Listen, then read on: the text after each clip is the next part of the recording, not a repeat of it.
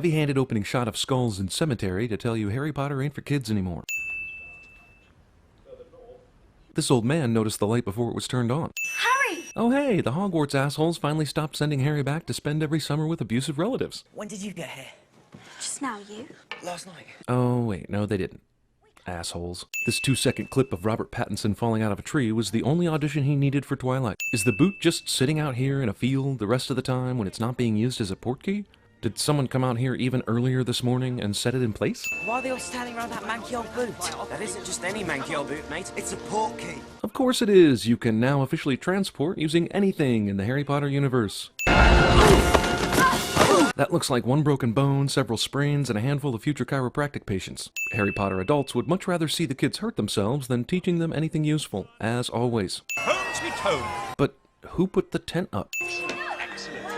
Unbelievably convenient spell makes one wonder why there are such things as conflicts in the magic world. Blimey, Dad. How far up are we? I'm still trying to figure out why stairs exist at the magical Quidditch arena. What, no magical spell or elevator? Malfoy somehow reaches from all the way down here with his cane to catch some of Harry's supposedly loose-fitting jacket and stop him in his tracks. That's racist. Damn, all that build-up for the Quidditch Cup and we don't see one bit of it. Get back to the portkey, everybody, and stick together! What portkey? The boot was the portkey and then they landed in a field. So, are they supposed to run back to the field, or all the way back to the random English hill that contains the boot? Also, hundreds of thousands of magical people, and instead of ganging up on a handful of Death Eaters and overpowering them, they all scatter. Haven't these people seen A Bug's Life? Main character gets separated from the group because of an unrealistic scuffle in a large crowd cliché. So, everyone's dead? Or did everyone escape and then they burned everything to the ground? You see, the problem with these cutaway to after the action is over shots is that they confuse the fuck out of the audience. Oh, come on. They burned this whole place down and Harry somehow survived the burning and the smoke inhalation? Didn't get trampled by hundreds of thousands of people running for their lives? Didn't get kidnapped by Voldemort's minions? What crime?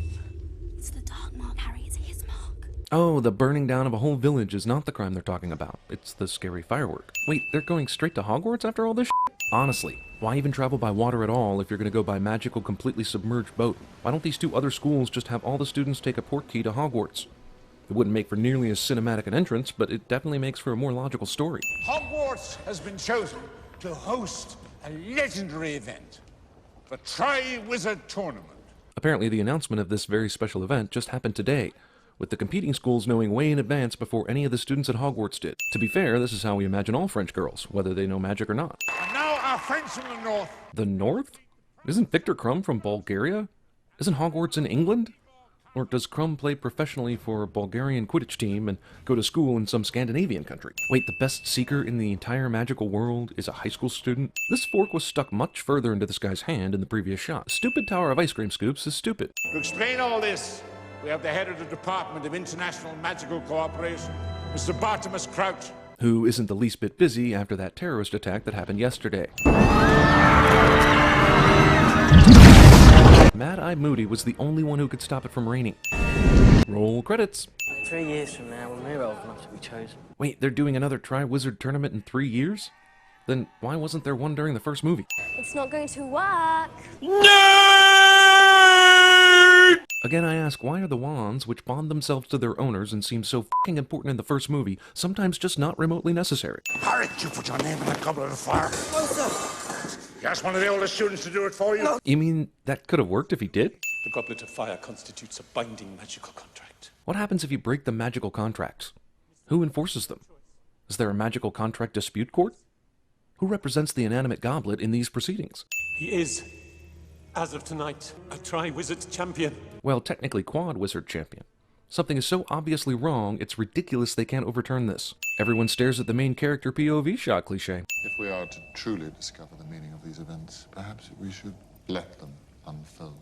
I agree with Severus. Wait, you mean you can do something to keep him from playing? And instead you're thinking, what's Voldemort up to? Well, better let Harry play so we can find out. Let you know what? You know, bloody well what. Why is it so obvious to Ron that Harry is a no-good f***ing liar? I mean, the goblet isn't supposed to pick 4 people, or 2 people from the same school, or allow 14-year-olds. Something is clearly wrong. The bird bite. Harry immediately drinks his own blood after possibly Rabbit Al bites his hand. Why is this the one and only time in all 8 movies when 2 people who need to talk to each other while in separate places use this fireplace phone? The Death Eaters at the World Cup, your name rising from that goblet. These are not just coincidences. Hogwarts isn't safe anymore. Seems like I've heard this in all the movies so far. Oh well, if she uses magic for the pen and paper, why does she need an actual photographer to take the pictures? Oh good, more movie tricks to avoid showing the audience shit that, while expensive to film, would actually be more entertaining than watching Harry listening to it. Also, why the f*** did you put the spectator stand so close to the fire-breathing dragons? And why did you build it out of wood? Earlier this thing's fire breath stretched like 30 feet or more in the forest, but now it goes 10 feet, hits a small human-sized rock, and turns back.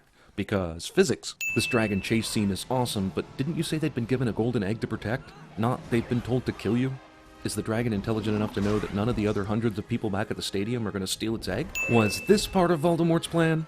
I mean, Moody is a fake Moody. They staged Harry's name being in the cup, all just to get him to win this tournament, but everything would have been f***ed if Harry had slipped and died here, as any non-main character person would have. The dragon broke free from his chain and is a threat to the school itself and all the students now.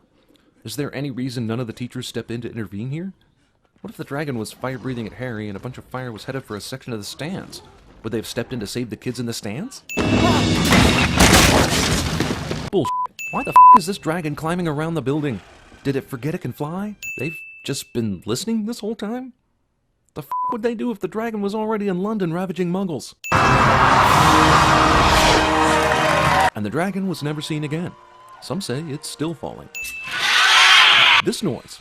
I reckon you have to be barking mad to put your own name in the Goblet of Fire. Harry and Ron's reconciliation makes no sense.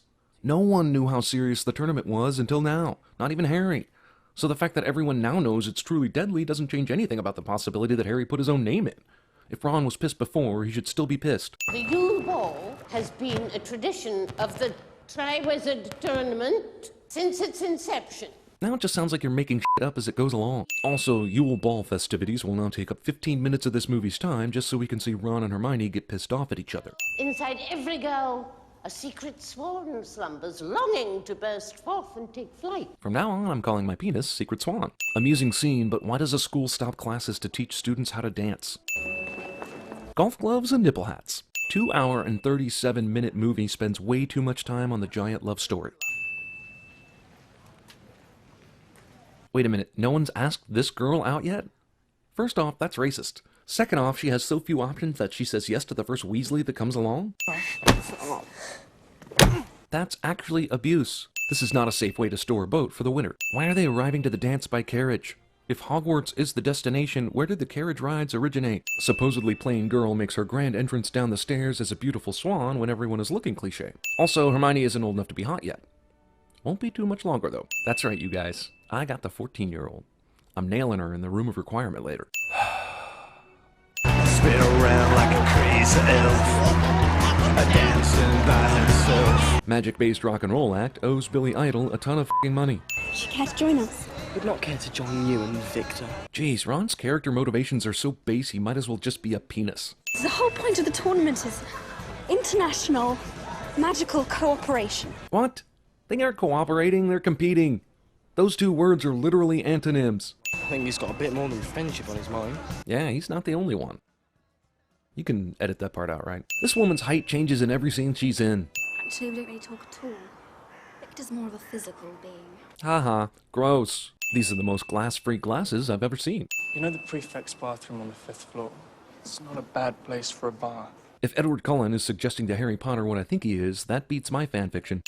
Just take your egg and mull things over in the hot water. I know we want to keep the audience guessing, but why wouldn't Cedric have just said, dude, open the egg underwater and listen to it? Phasma phasmatus ex machina. When's the last time you held your breath underwater for an hour, Hermione? When's the last time Hermione had no clue what spell to cast to get Harry out of this problem? The Triwizard Tournament is a dick to underage students who didn't even volunteer. We've agreed. Reward him second place for outstanding moral fiber. Harry gets extra points for cheating. Also, the only reason you made Harry compete was because the rules were important. But now that there's life on the line, the rules, am I right? How does Harry have third-person views of Dumbledore's memories? Give me the wretched name! Barty Crouch! Junior. Barty Jr. runs because the accusations of a desperate man in a cage aren't easily denied. But he had no choice. The evidence was overwhelming. Yeah, the word of a crazy convicted magic felon. That's overwhelming evidence for sure. Diggory's dad is here? Where's Fleur's dad? Or Crumbs? Oh, right, Diggory's gonna die here in a bit, and we need that money shot of his dad wailing over his body. First person to touch the cup will be the winner! You could have jerked off in the first two events. As long as you survived, you can win just by touching the cup. This being a maze with huge hedges, this would seem to be an awful spectator event. Together! 1, 2, 3! Sportsmanship. It's a portkey. Why did the cup travel with them on this journey, but the boot didn't travel with them in the initial portkey voyage earlier in the film? Should I divulge how I truly lost my powers? Anything that'll give Harry enough time to get out of this. We're all ears. When dear sweet Lily Potter gave her life for her only son, she provided the ultimate protection. A bit of magic that saves people from the killing curse? Why doesn't everybody learn this? Was Lily the only one who knew how to do it? The f***? I'm going to kill you, Harry Potter. Then do it already! Oh hey, Harry and Voldemort have their wand streams crossed. You know what you should do? Take another 4 movies to get us back to this exact same situation. Also, whenever my brother and I cross streams, we definitely got some on the floor. Harry, take my body back, will you? Sure, Cedric. As soon as I get done battling the Dark Lord.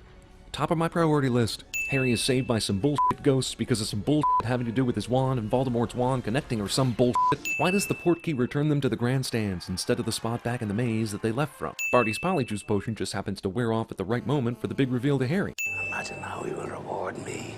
I have once and for all silenced Harry Potter. At first I thought you weren't killing him because of that only Voldemort gets to kill Harry Potter nonsense, but no, you could have killed him like 20 times since you took him here. You mean to tell me the entire tournament from the beginning of the school year until now was rigged just to get Harry to touch a portkey? Couldn't they have just made a portkey out of his breakfast waffles or something? Barty Crouch, Jr. Doctor Who is that? Priori incantatum. You saw your parents that night, didn't you? Yeah, and it was total bullshit. Who the f*** are these people waving at? And don't give me that they're waving at the French people on the horses nonsense, because there's no freaking way anyone can see them this far inside the castle. Over 13 minutes of f***ing credits.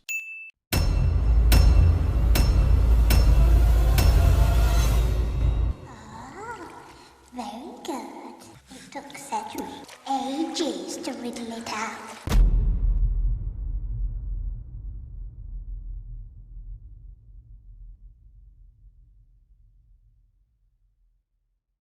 I'm the world's most dangerous predator. Brucey, you and the exquisite Julie Madison have been going out forever. Are you going to tie the knot? From the lowest dungeon to the highest peak, I fought him with a Balrog of Morgoth. Until at last I threw down my enemy and smote his ruin upon the mountainside. The Yule Ball has been a tradition of the Triwizard Tournament since its inception.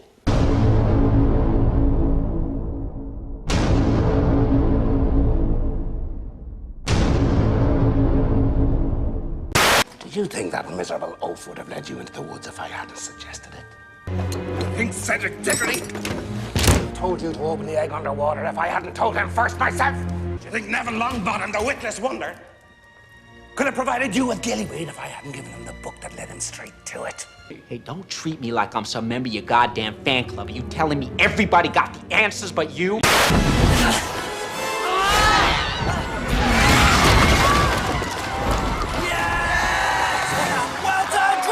Jimmy was the kind of guy who rooted for the bad guys in the movies. No, don't stop! He's bewitched, Cedric! Get off me! He's bewitched!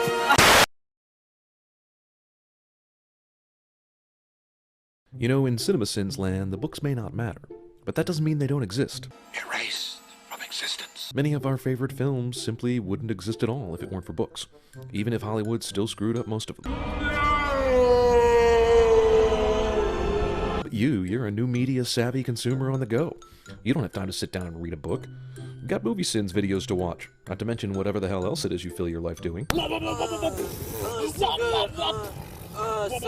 Enter audible.com/cinemasins.